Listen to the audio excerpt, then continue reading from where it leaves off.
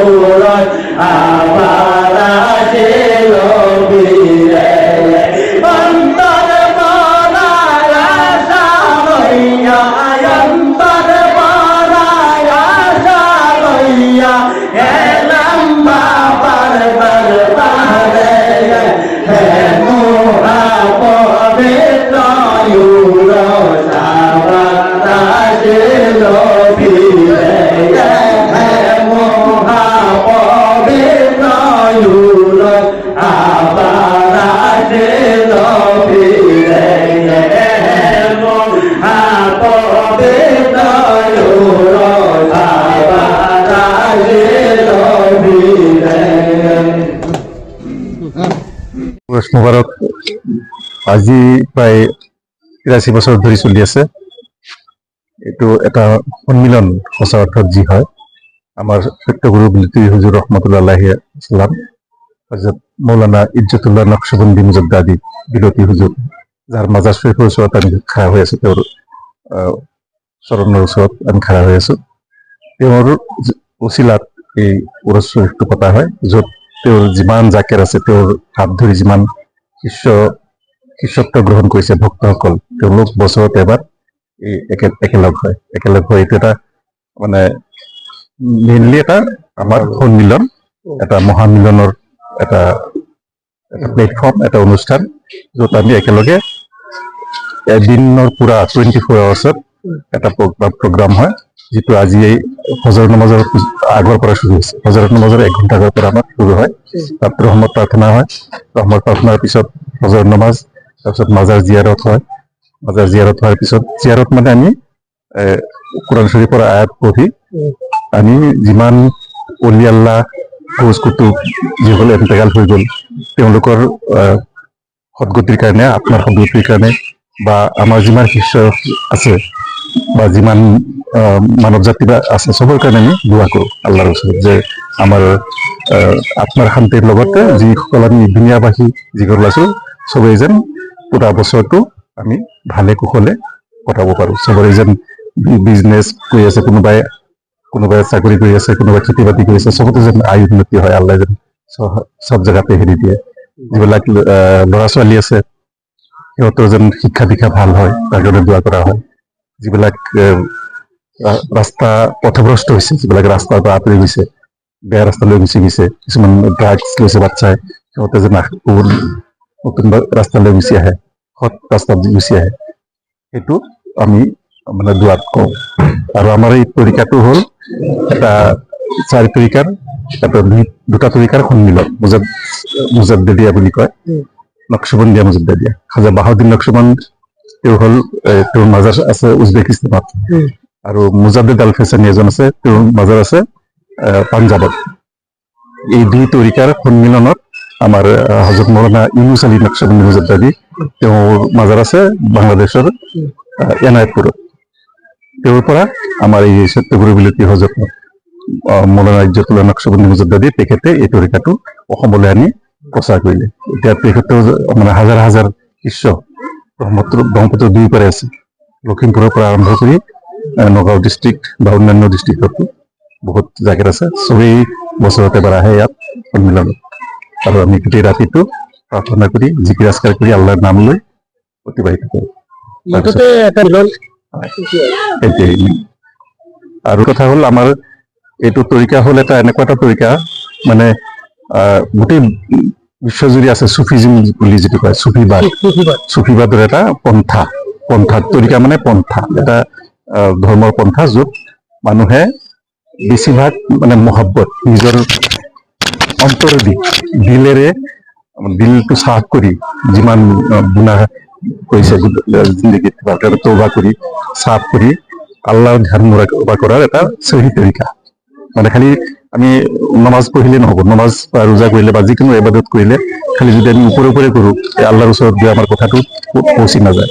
এই পীৰসকলে আমাক ৰাস্তা দেখায়, কেনেকে শুদ্ধ উপায়েৰে আমি নমাজ পঢ়িব পাৰিম বা অন্যান্য ইবাদত কৰিব পাৰিম, যাৰ জৰিয়তে আমি আল্লাহৰ লগত সংযোগ স্থাপন কৰিব পাৰিম। সেইটো হ'ল পীৰসকলৰ মেইন হেৰি। আৰু আমাৰ মেইন হ'ল আদব, বুদ্ধি, মহব্বত, সাহস, মানে আদব, বুদ্ধি, মহব্বত, এইবিলাক থাকিব লাগিব। মানুহে মানুহক ভাল পাব লাগিব, মিলা প্ৰীতিত থাকিব লাগিব, তেতিয়াহে মানে হেৰি মানে চব দিশতে কল্যাণ হ'ব মানুহৰ। তেওঁ জিন্দা অৱস্থাটো তেওঁ প্ৰথম কথাটো হ'ল সত্যত থাকিব লাগিব, কেতিয়াও মিছা কথা ক'ব নোৱাৰি, চুৰি কৰিব নোৱাৰি, ডকাইতি কৰিব নোৱাৰি, আইন বিৰুদ্ধ কাম কৰিব নোৱাৰি, কাৰো অন্য মানুহৰ কোনো অপকাৰ কৰিব নোৱাৰি, কাৰোবাক ঠগি হেৰি কৰি এইবিলাক কোনো কাম কৰিব নোৱাৰি। মানে পুৰা যিটো মানৱতাৰ যিটো বাণী, সেইটোৱে তেওঁ প্ৰচাৰ কৰিছে। সেইকাৰণে তেওঁৰ নামটো সত্যগুৰু বুলি কোৱা সদায় মানে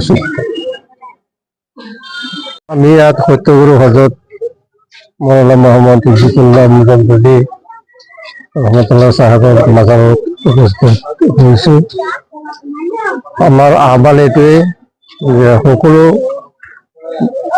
ধৰ্ম ভাতৃত্ববোধ জগাই তুলিবলৈ সকলো আমি একলগ হওঁ, এইটোৱে উৰুচ মুবাৰক বুলি কয়। ইয়াত আজিৰ পৰা এইটো আৰম্ভ হৈছে উৰুচ মুবাৰক। আহিছে বহুত জাতিৰাল আহিছে আৰু আহিব, তেওঁলোকে দোৱা কৰিব আমাৰ ওচৰত। গোটেই নিশা চলিব। আখেৰি দোৱা হ'ব। আখেৰি দোৱাটো হ'ব ফজৰৰ পিছত, ফজৰ নামাজৰ পিছত বিশ্ব শান্তিৰ কাৰণে। আৰু এটা তিনিটা দোৱা হ'ব আৰু এটা আপোনাৰ এশাৰ নামাজত এশাৰ নামাজৰ পিছত এটা হ'ব। বছরে একটা অনুষ্ঠান হয় মহামিলনের দিন, জাকের আন্দার সব মহামিলনের দিন। একটু দিন আহিলে আমার সবে আনন্দ পায়, বহুত এটা আনন্দ লাগে। সেইকাৰণে আমি সপ্তাহ আগতে আহি গৈছো। আমাৰ ঘৰ নগাঁও, নগাঁও কাতিমাৰি চেৰপিটিম্বুৰ ওচৰতে। মোৰ নাম আব্দুল ৰহমান।